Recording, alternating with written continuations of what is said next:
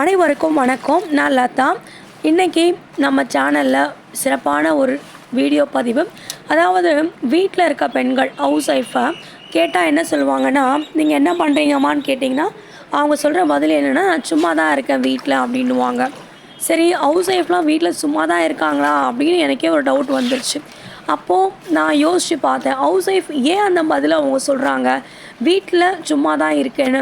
வீட்டில் சும்மா இருக்கிறோம் அப்படின்றது ஏன் அவங்க அப்படி நினைக்கிறாங்கன்னா, காலையிலேருந்து எவ்வளோ வேலை இருக்குது.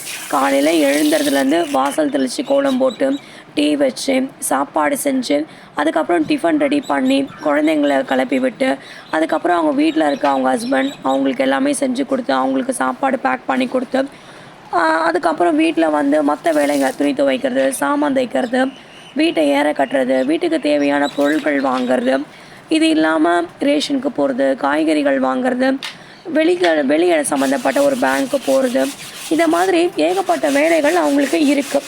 இவ்வளோ வேலைகளை அவங்க செய்கிறாங்க, இரவு பகல் பார்க்காம. இரவெல்லாம் கண் விழிச்சு கூட செய்கிறவங்களும் உண்டு. அப்போது அந்த மாதிரி இருக்கும்போது அவங்க ஏன் அந்த வார்த்தைகளை சொல்லணும், வீட்டில் நான் சும்மா தான் இருக்கேன்னு? ஏன் அவங்க அந்த வார்த்தையை அவங்க சொல்கிறாங்கன்னா, நிறைய பேர் என்ன சொல்கிறாங்கன்னா, வீட்டில் சும்மா தானே இருக்கேன் அப்படின்னு ஒரு கேள்வி கேட்குறாங்க. வீட்டில் சும்மா இருக்கேன்னா நம்ம வேலை செய்யாமல் இல்லை, வேலை செஞ்சிட்டே தான் இருக்கோம்.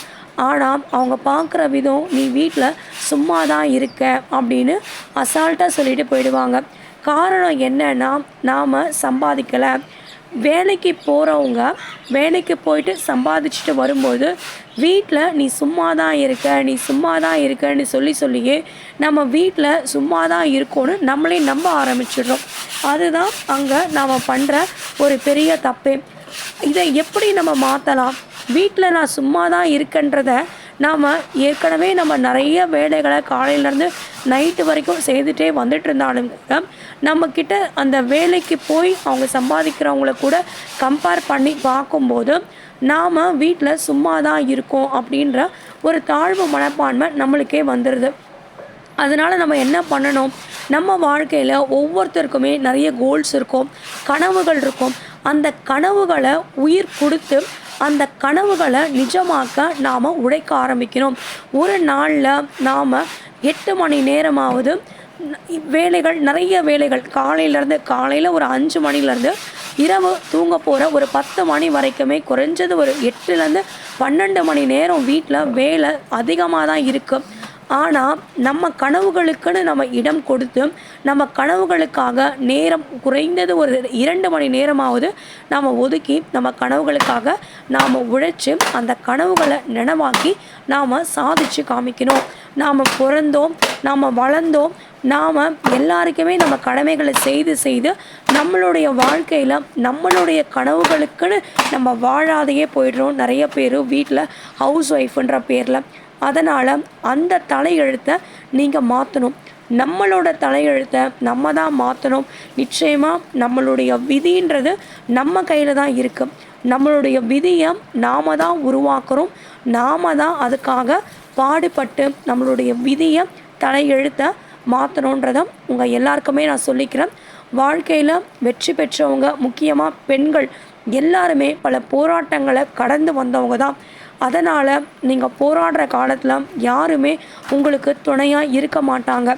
உங்களுக்கு துணையாக இருக்கிறது உங்களுடைய உழைப்பும், உங்களையே நீங்கள் நம்பும்போது உங்களுக்கு உள்ளே இருக்க அந்த ஒரு சக்தியும் மட்டும்தான். இந்த பிரபஞ்சம் நிச்சயமாக நாம் நினைக்கிறத நமக்கு கொண்டு வந்து சேர்க்கும். மேலும் நாம் உண்மையாக உழைத்து அதுக்காக நம்ம போராடும்போது நம்ம கனவுகளுக்கு, நம்மளுடைய லட்சியங்களுக்கு இந்த பிரபஞ்சம் நமக்கு உதவி என்றைக்குமே செய்யும்.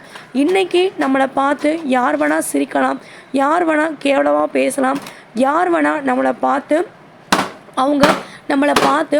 நம்ம பார்த்து வெட்கப்படக்கூடிய பல கேள்விகளை நம்ம கேட்கலாம். அவங்க நம்மளை கேட்கறதுக்கு வாய்ப்பு இருக்குது. இருந்தாலும் நீங்கள் அதை எல்லாத்தையுமே மறந்துட்டு நீங்கள் உங்களுடைய கனவுகள் மேலே, லட்சியங்கள் மேலே தொடர்ந்து நீங்கள் போராடிட்டே வாங்க. நிச்சயமாக உங்களுடைய வாழ்க்கை ஒரு வெற்றிக்கான பயணமாக இருக்கும். கடைசி வரைக்கும் நீங்கள் சாமான் தேய்ச்சிட்டே இருக்கணும், துணி துவைச்சிட்டே இருக்கணும், நீங்கள் வீட்டில் வேலைகளே செஞ்சுட்டே இருக்கணும்னு நீங்கள் முடிவு பண்ணிங்கன்னா நிச்சயமாக உங்களுக்கான அங்கீகாரம் உங்கள் வீட்லேயோ இந்த உலகத்துலேயும் நீங்கள் வாழுற வாழ்க்கைக்கு நிச்சயமாக கிடைக்காது. உங்களுடைய தலையெழுத்தை நீங்கள் மாற்றுங்க. நீங்கள் மாற்றினோன்னா உங்கள் கனவுகள் நீங்கள் குழந்தையாக இருக்கும்போதே நிச்சயமாக உங்களை எல்லாருமே கேட்பாங்க, நீங்கள் பெருசான பிறகு என்னவாக போகிறீங்கன்னு. எல்லோரும் சொல்லுவாங்க, நான் படித்து கலெக்டர் ஆக போகிறேன், டாக்டர் ஆக போகிறேன், வக்கீலாக போகிறேன், நான் சயின்டிஸ்ட் ஆக போகிறேன், நான் பறக்க போகிறேன், நான் பைலட் ஆக போகிறேன்லாம் சொல்லுவாங்க.